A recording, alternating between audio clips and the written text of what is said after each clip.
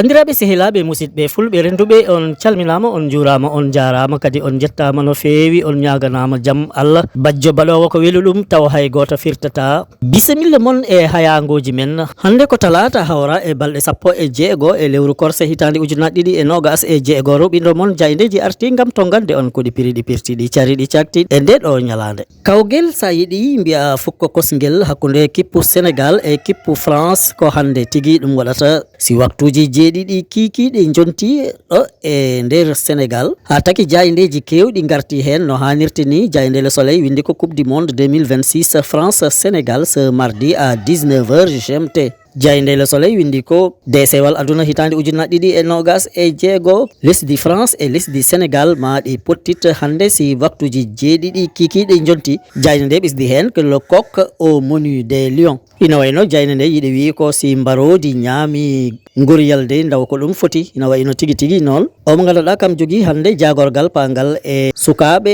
e coftal ɓalli inde mum ko Djirey Clotilde Coly kam de wi ko haysi tawi France omo jogui kippu mawɗo Sénégal ne omo jogui kippu mawɗo e nder jayde Le Soleil lay ɗum e ɗerewol mum adunol non tigui jayde Les Échos artiri hen saabu windi ko France Sénégal ce mardi 16 juin 2026 à partir de 19h GMT au MetLife Stadium hina wayno de jayde nde wi ko pottital kippu Sénégal e kippu France de ko hande talata hawra e balɗe 16 e lewru korse hitande ujunnaje 2026 si tawi waktuji jeeɗiɗi jonti ɗum noon waɗata ko bowal fukka kosguel guinnirangel MetLife Stadium jayde nde ɓisdi hen 24 ans après l'exploit de Séoul les Lions veulent encore bouffer du coq hina wayno de duuɓi nogas e nayyi de kippu Sénégal folno kippu France toon to Séoul de wayino ko baroɗe kippu Sénégal de ɓe kantini gam ñamde ngal ɗo goriyal taw noon ko kippu France e wiide jayde Les Échos jayde L'As kam wi ko France Sénégal aujourd'hui à 19h rugissez pour l'histoire hina wayno de jayde L'As windi ko hakkude kippu France e kippu Sénégal hande wonata si waktuji jeeɗiɗi jonti hina wayno noon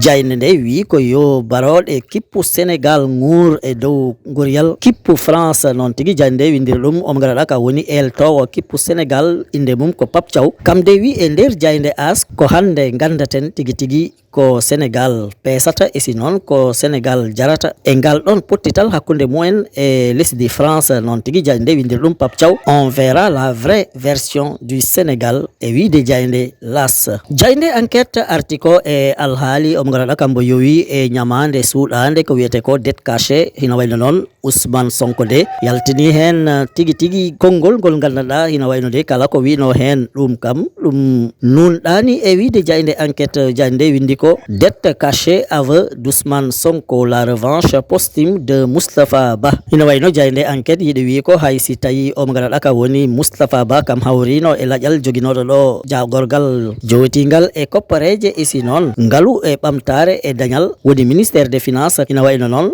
jayde nde yiɗi wi ko kam dey Allah yobtanima ɗum e nder jayde enquête ha joni ina wayno Ousmane Sonko wi ko il criait à la dette odieuse sans avoir dit-il toutes les informations kam dey mo ganduɗa ka woni Ousmane Sonko de wi ombo lukatno e nden ɗon ñamande tiɗde moɓtade e si noon jogonoki hen kabaruji poɗɗiɗi ɗi ganduɗa de kam ɗi fotno hapru e ɓiɓɓe Sénégal e on ɗon jamano hina wayno tigui tigui noon Mouhamadou Moustapha Ba avait pourtant tout expliqué point par point hina wayno de on mo ganduɗa kam joguino jagorgal ngaalu e ɓamtare e kisal woni ministère des finances Mouhamadou Moustapha Ba de kam laɓɓinina ɗum e ɗin ɗon jamanuji e si noon hay goto gumano ha joni jayde ɓisdi hen que le Sénégal paie aujourd'hui le lourd tribut d'une polémique mal maîtrisée e gonɗon duko rewgo hakkude Ousmane Sonko e ɓe joguinoɓe laamu e on ɗon jamano de hina wayno hande Sénégal ko wuuri ko e caɗele e koppareje e ko wayi noon de ko e ɗum tigui ɗum fawi e wiide jayde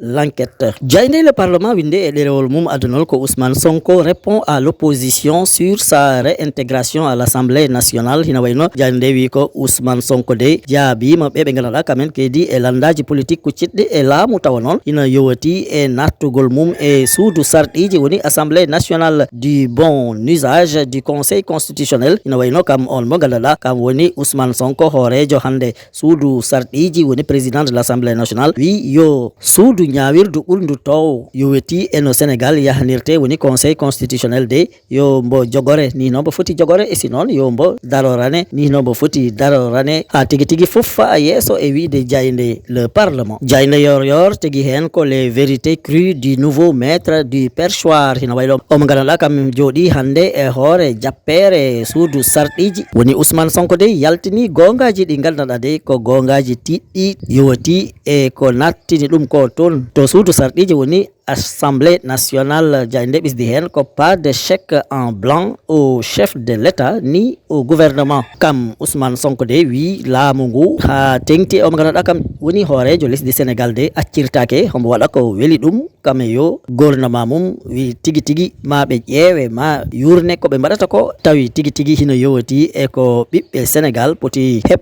e si noon ko ɓe poti yi e wiide Jayndé yor. Jayndé le témoin de arti e koppareje kewɗe ɗe ganduɗa heɗe ndewi hakkunde ASER e AE Power EPC ina wayno noon ɗen capanɗe tati e jeeɗiɗi milliard uji ɗi ganduɗa ɗi jaltinama. Jayndé le témoin labdi ko hombo tigi tigi yamirno yo ɗen ɗon koppareje jaltine e on ɗon jamano. Jayndé noon hollori ɗerewol ngol ganduɗa ina wayno famama yiyama wot mo ganduɗa de kam wondo tigi e caggal jaltingol ɗen ɗon koppareje ɗe ganduɗa de en ginniɗe joni ɗe tolniɗe e capanɗe tati e jeeɗiɗi milliard uji ha taki. Jayndé le témoin windi ko affaire ASER AE Power EPC qui a ordonné le décaissement des 37 milliards. Jayndé ɓisdi hen la lettre de suspension de Baba Diallo relance le débat. Hina wayno tigi tigi noon e on ɗon ɓatake mo ganduɗa kam bo holliratno noko o biyeteɗo Baba Diallo de kam liggey mum dartinanoma ɗum noon ɗum addi titin miijo wongo e si noon hakkillaji jiiɓiɗi abbi e ɗen ɗon koppareje ɗe ganduɗa de ɗe ginnama joni dewɗe hakkunde ASER e AE Power EPC e wiide Jayndé le témoin. Jayndé la libération arti e alhaali omo ganduɗa ko woni Ndiaga Seck dey e wondiɓe mum. Jayndé libération windi ko affaire Ndiaga Seck et compagnie Cheikh styliste et le réseau des rabatteurs de taille fine. Hina wayno dey on mo ganduɗa kam wiyete Cheikh styliste tawa noon ko ñawtaw kam e wondiɓe mum dey kamen tigi poɗatno sukaɓe e woɗɓe ɓe ganduɗa de eɓe natne e alhaali gora débat gorkati débati en. Jayndé ɓisdi hen propriétaire de la boutique Cheikh styliste le tailleur Cheikh Niass